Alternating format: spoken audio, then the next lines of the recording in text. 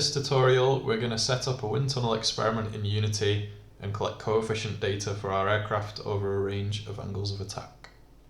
This will involve configuring the wind tunnel experiment and running it in Unity so that we can generate the data, and then importing that data into the Excel document that you've been provided with to view the plots for your aircraft.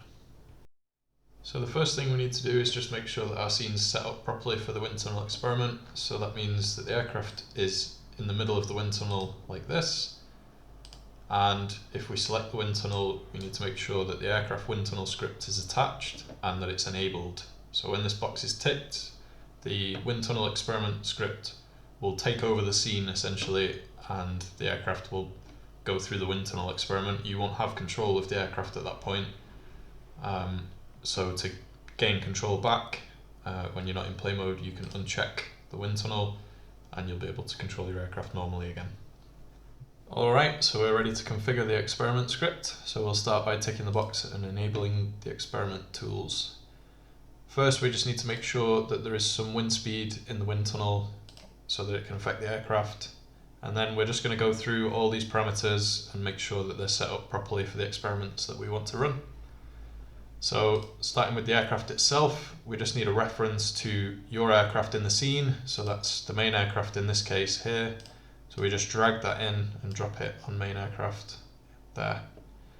Next is the reference to the wind tunnel for similar reasons. So we just need to be able to control when the wind's turned on and when it's turned off. So we just put that in there.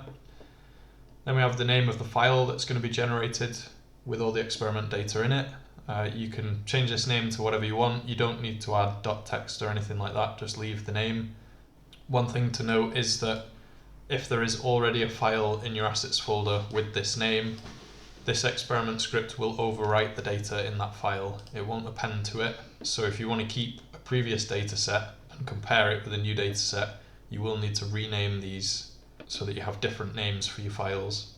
Next, we have the reference properties. So these are used to convert the forces measured in the wind tunnel into coefficients for the aircraft. So we have the wing area, the mean aerodynamic chord, and then the density of air. So you'll need to change the wing area and the chord to match your aircraft's properties. You can leave the air density as it is. That's already set up to coincide with the simulation properties. Moving on, we have the number of data points that are going to be used in the experiment and the range of angle of attacks that the experiment's going to iterate over. So what it's going to do is it'll start at this angle of attack here, so in this case minus 30 degrees. It'll tip the aircraft into that orientation with the wind, and it'll then iterate through these other parameters, including these, collect all the data, calculate the coefficients, and then move on to the next angle of attack within this range. So then we have elevator servo angles, flap servo angles, and center of mass locations. So we'll start with the elevator servo angles. So notice these are angles for the servos on the linkage system, not the deflection of the elevator itself.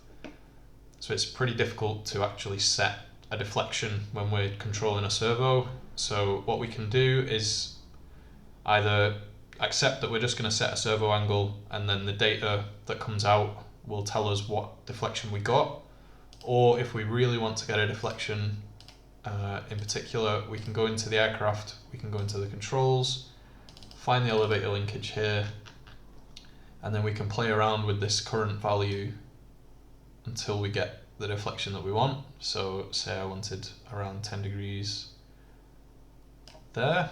So I'm changing the current value, which is this servo angle, and I'm reading this deflection angle in degrees at the bottom here. So that's almost 10 degrees. So if I set my servo angle to be minus 14.76 degrees, I know that I'm going to get that deflection. So we can leave that back at 0, and we can go back to our wind tunnel configuration. I'm just going to leave these at minus 10 and 10, and we can see how the data that comes out tells us what we got. Next are the flap servo angles. So I've noticed quite a few groups are designing aircraft that don't have flaps at the moment. That's fine, you can just ignore these angles. They'll still be generated in the graphs, and they need to be there to align the plots that are going to be generated. Finally, we have the center of mass location as a fraction of the chord. So 0 coincides with the leading edge as we've defined previously, and then any positive value is aft of the leading edge, so that's moving backwards. And again, these are fractions, so this is 20% of the chord back, 40%, 60%. Okay, everything's set up, we have our script enabled, and we're ready to press play and run the experiment. You'll notice that this runs a little bit more slowly than the simulation does normally. That's because we've got more iterations running while the experiment's going on. This is just to reduce the kind of noise in the joints and the measurements that you would get that are actually quite realistic to a real wind tunnel experiment, but we don't want them from the simulation as well, so we just run it at a bit of a higher fidelity for this experiment. So when the experiment's complete, the aircraft will come to rest at its final angle of attack, and we'll see in the console here it says done. So we can now come out of play mode, and we'll see in our assets folder there is now a text file full of all the coefficient data that we need.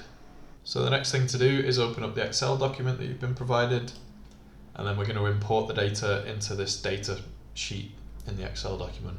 So make sure you've selected cell A1 and then go up to data, from text, and then find your wind tunnel dataset, import that, and make sure that the delimiter is set to tab, and when you've finished importing that it's going to go on A1, and this makes sure that everything's lined up so that the plots can be generated properly.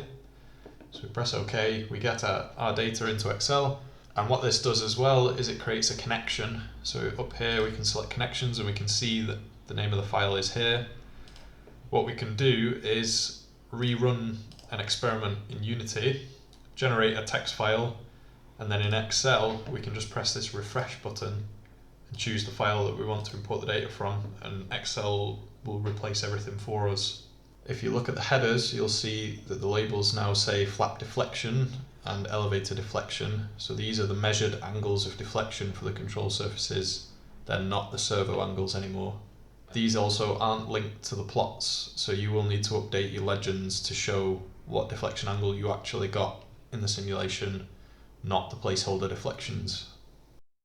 The other thing to check is just to scroll all the way across on this data sheet, and there should be a linear lift column. This is just the approximation 2 pi alpha for our CL with an aspect ratio correction for a 3D wing. Just make sure that you set the aspect ratio here to the aspect ratio for your wing. At the moment, again, it's set to the aspect ratio for the blocky plane so that we can compare the linear approximation for the actual simulation results. So finally, we can go over to the plots sheet and we'll see the lift curve, the drag polar, the effect of elevator deflection on pitching moment, and our kind of stability plots as well. So that concludes the tutorial. You've seen how to set up and run your wind tunnel experiments, how to bring your data into Excel and look at the plots and assess the data that your aircraft is producing.